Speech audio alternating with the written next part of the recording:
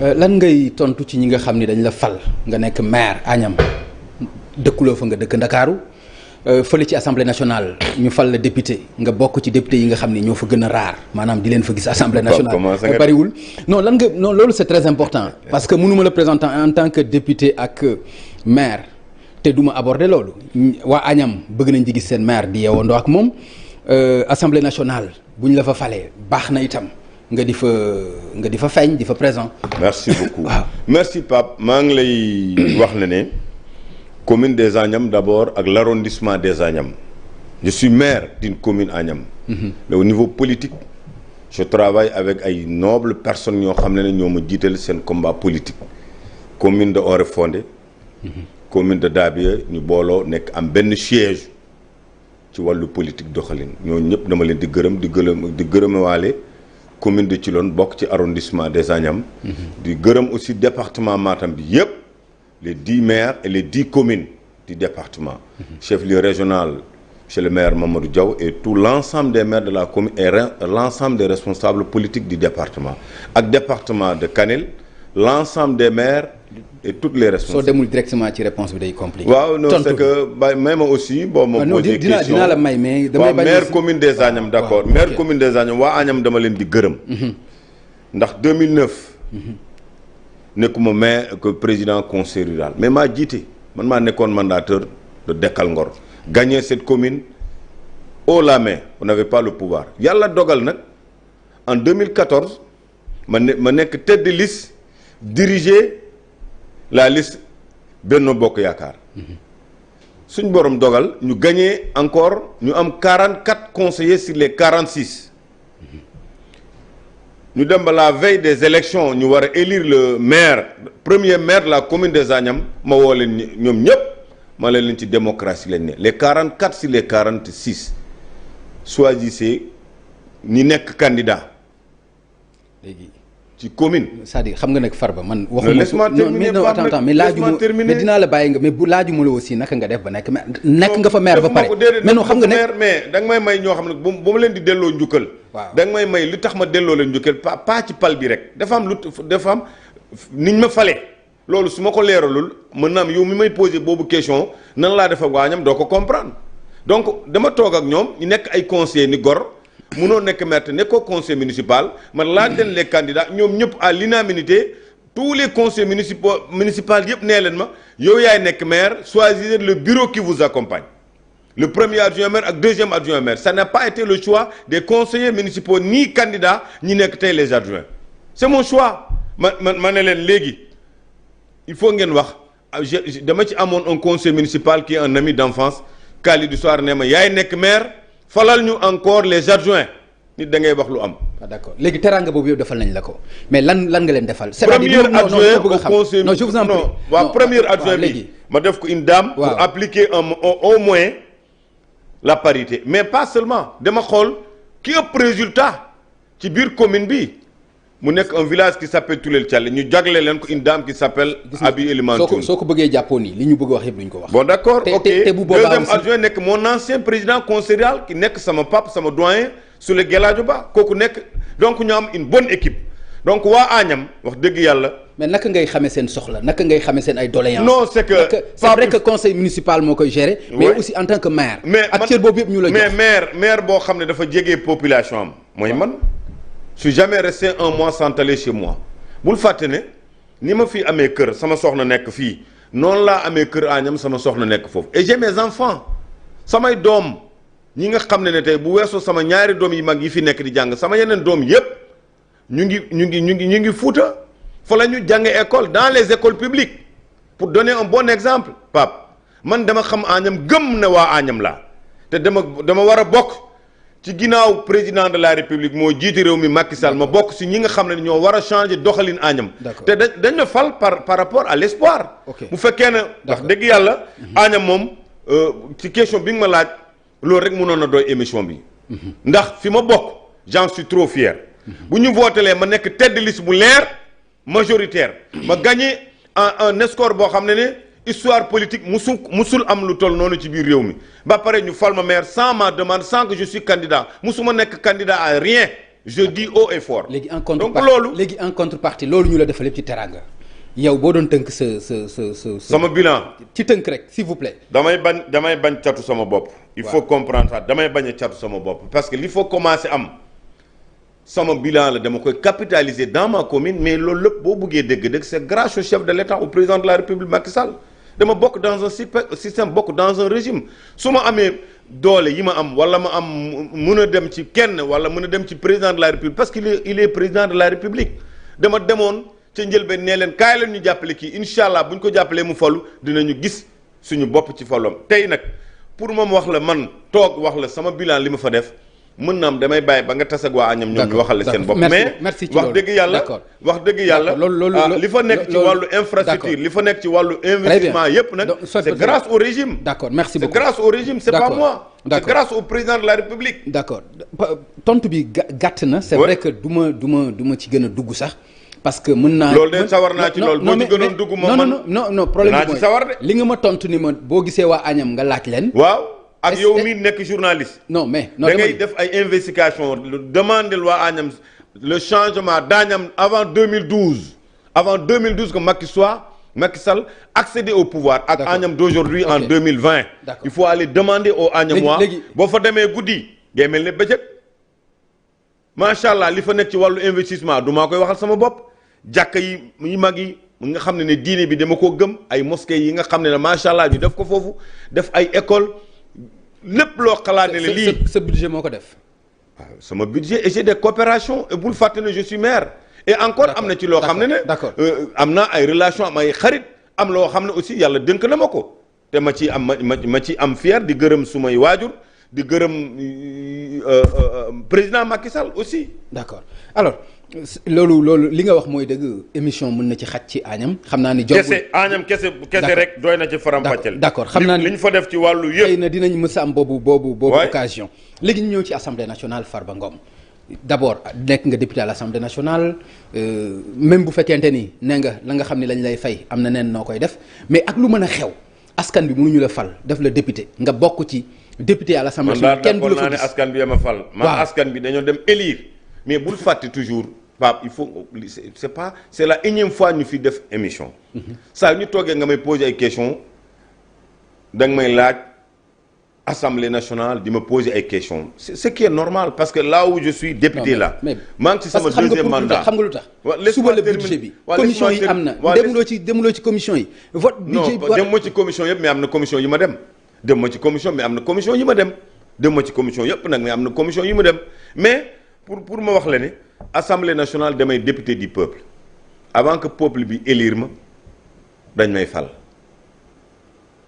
loolu mooy pal bi mais kan moo ma choisir il faut reconnaître les faits dama nekk 5e position sur la liste nationale donc bu ci yàlla àndee tant que maa ngi dund j'étais sûr d'être élu député. Tout à fait. loolu c'était le choix de qui c'était la confiance de qui c'est le président Macky Sall.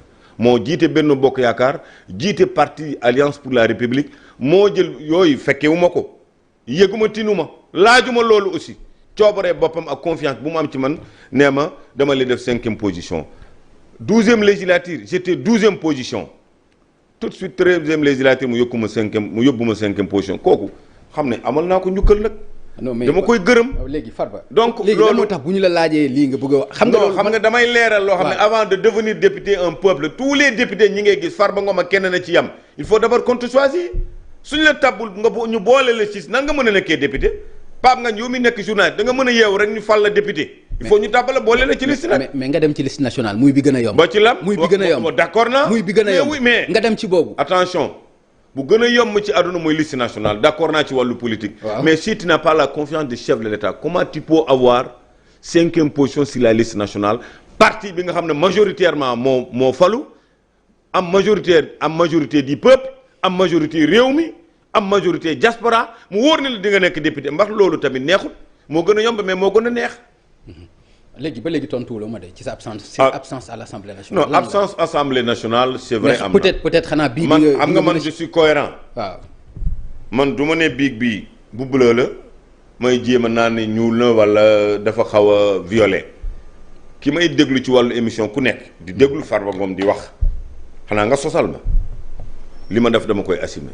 man Farba Ngom ndax j'en suis trop fier ci askan bi ma bokk ñun xamuñu loolu. xamoo ko xaw ma ko suñu waajur xamuñu loolu. dëgg la on en est trop fier de nous. tout à fait. donc looloo tax. lu ñu def lu nekk rek dañ koy assumer. Assemblée nationale du ma fa ñëw tous les jours mais danaa ñëw ci Assemblée nationale chaque jour que Dieu fait dama ñëw Assemblée nationale mais pas commission yëpp dama fay siéger damay wax te yàlla tax ndax loolu su fekkee ne leeralu ma loolu député ñu doon samay nawle ma bokk ak ñoom Assemblée nationale dañuy xam ne kii li muy wax gëmu ko. c'est pas tous les commissions mais damay ñëw ci yeneen commission te tous les jours que Dieu fait 18h 17h 16h dinaa ñëw Assemblée nationale samay audience politique yëpp foofu laa koy defee. am naa yeneen bureau mais loolu pour quand même respecter constitution bi nga xam ne yàlla dogal la fal na ma bokk ci. non bul wax respecter constitution non arrête toi aussi bu dee respect ci constitution bi. bu dee député nga l'Assemblée nationale da nga war a siéger Assemblée nationale. oui damay siéger loolu mais mooy c'est pas logique. tous les du man rek. waaw non waxuma du man rek. du man rek. non du man rek. man bokk ma ci non ma oui ma lu tax ñuy jël ay vice présidence lu tax ñuy jël ay secrétaire élu yu bari pour lan loolu bu kii amee ngant keneen ki ñëw remplacer ko. loolu daa bokk fu nekk nit nekk na conseil des ministres. nga xam ne président la moo koy présider nga nekk ministre te nga am ngant bañ a dem conseil des ministres te loolu mu nekk obligatoire ci biir réew. donc man li ma def ak loo xam ne ci sama kaw la tegu dama koy assumer. wax dëgg yàlla. nekkuma député boo xam ne chaque jour maa ngi assemblée nationale ci plénière yi chaque jour maa ngi assemblée nationale ci. loolu assumer nga ko loolu assumer dama koy assumer parce que sama liggéey aussi moo demee noonu politicien la mais sama mbir guddi la man samay mbir Pape mbiru guddi la. waaw mais loolu nag xam nga nag loolu nag sa affaire la. loolu du affaire réew mi du affaire assemblée nationale. ku la ko wax non loolu affaire politique bi may def sax boo demoon léegi sama kër di nga fa fekk ay audience di ma xaar. politique bi may def dama ciy liggéey bien bu baax guddi. damay joxe ay rendez-vous minuit 1h du matin. d'accord léegi honorable député. te politique bi ma yóbbu fii nag ba fi mu toll nii politique moo ma fa yóbbu. d'accord honorable wax nga ma yaa ngi dëkk Agnam ñi ngi lay tudd ci coow suuf fii ci Wakam. comme lan. benn litige foncier. boo xam ni famille lébu yi nga xam ni ñi ngi fa nee nañ da nga ñëw pour bëgg a nangu seen suuf foofu loolu lan moo la boole ak loolu aussi. man ñemewuma loolu d'abord ñemewuma loolu. xaw ma loolu ci jaay doole ànd ak waa Descos. déedéet wuy ma rek ñemewuma loolu xaw ma loolu. terrain boobu ma yàlla def ma dogal man ma am terrain boobu laata Macky Sall di faru nekk président de la République xam nga am na yeneen mbir sénégalais yi am na ci une 95% dañu am na loo xam ne duñ bàyyiwuñ ci xel trop bu baax. ndax da nga nekk mbokk président de la république wala nekk xaritu président rek waroo moom lii ñenn ñi ci loolu la ñuy profiter di jéem a jaar ci yu bëri pour coow bi bu bëree rek da nga daw man dinaa daw ci loo xam ne moomu ma ko wala mu wóor ma ne lii dama koo luubal mais loo xam ne dama ko am en 2011 bien avant que Macky Sall di fol ma am sama notification d'abord signée par l'ancien directeur de domaine Vincent Bidi ma am sama baay. mais kon lu ci indi litige. déglul ma wax la rek lan moo ci indi litige. waaw moom laa lay expliquer.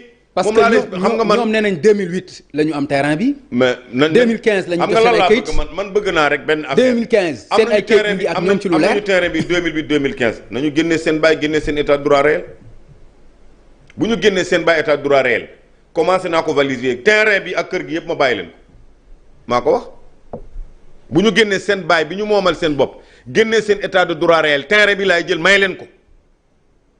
nan ngay ñëwee fekk terrain jaambur taxaw nit ki yor terrain am fi nga ko amee ak ni nga ko jëndee ak ni mu ko amee xamoo ko mu taxaw foofu rek nga naan lii dama koy clôturer dama koy mirer maa ko moom foo gis loolu terrain kayit lay sant comme ni doomu aadama ku nekk am na sant terrain dafa am te attention état leeral na loolu. mais fii ci Wakam. non état leeral na loolu xam nga lan mooy. bari na fay terrain yoo xam seen i maama ko moom. man d'accord ay seen i maam mën nañ ko moom man xam nga du ma weddi parce que tradition sénégalaise du ma bokk si ñu koy.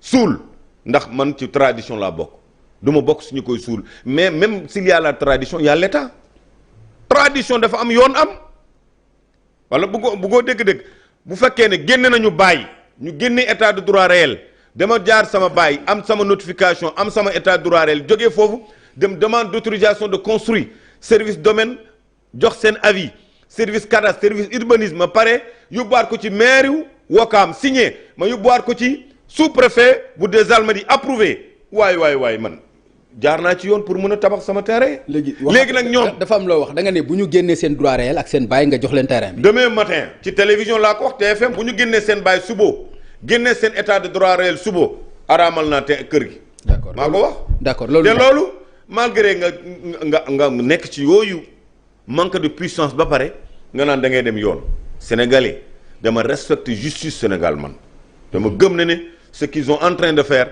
gisuma dégguma cour suprême xawma sax ku siège yàlla dafa dogal ñoom dañu porter plainte état bi agent judiciaire de l'état moom moo dem plaider du man jëluma sax avocat ba léegi xawma sax ki ko siège parce que dama gëm ne maa ngi toog ci dëgg te yoon baa ngi fii du ma dem di seeti kenn comme am naa samay kayit ñoom bu ñu indoon kayit mu nekk litige mu nekk loo xam ne dañ ko yóbbu tribunal seen avocat taxaw di plaider sama avocat taxaw di plaider ñoom ñi rek mën nañ nekk seen avocat samay avocat ñoom bu ñu génne woon bàyyi génne état de droit réel nee naa la banaa tere bi aram naa ko. d'accord léegi loolu leer ak sama autorisation de construire loolu leer na yow tamit nag. d'accord moo bëgg ok comme Farba Ngom dafa bokk ci dispositif Macky Sall rek bu ñu tàcc woon yuuxu wax ci kaw wax dans les médias dana dellu ginnaaw du ma dellu ginnaaw ci loo xam ne maa ko moom loo xam ne moomu ma ko du ma jéem a sax du ma ci jéem a dugg sax wala ñu may naan maa ko moom ma ci dellu. honorable li nga wax leer na nañ da nga wax ni bu ñu génnee seen droit réel. ak bàyyi génne seen bàyyi. waaw nga jox leen terrain bi. mais Descos balaa xam nga Descos mu wax la leen Descos. waaw dafa nekk dispositif bu garaaw bi état bi teg fi. boo ñëwee d'abord buñ la laajee sa bàyyi laaj la sa notification laaj la sa état de réel yamuñu foofu de dañu jël seen papier bind conservateur foncier ñu bind chef de service chef de bureau des domaines laaj ko. génnal ma état droit réel boo xam ne du bokk yow bi nga indi mu wóor ne faux la wala da nga ko fabriqué directement conservateur moo leen di yónnee état droit réel terrain bi ci tur kan la nekk directeur de chef de service des domaines yónnee leen ko loolu lu bëri lay leeral. bu egsi woon tey te tamit service bi yu bëri dafa commencé changer le nouveau directeur de domaine a changé même papier même fu ñuy defee notification pour yaa moom sa kayit bokkut ak kayit yi fi daa nekk nga xam ne papier bu weex la rek da ngay dugal si biir rek. imprimé am déedéet kay di papier yi dañ leen codé doo dem rek parce que amoon na ay falsification kooku c'est le directeur de domaine moo ko def directrice cadastre créé ay informatiser les NICAD identification cadastrale merci beaucoup d'accord loolu li nga may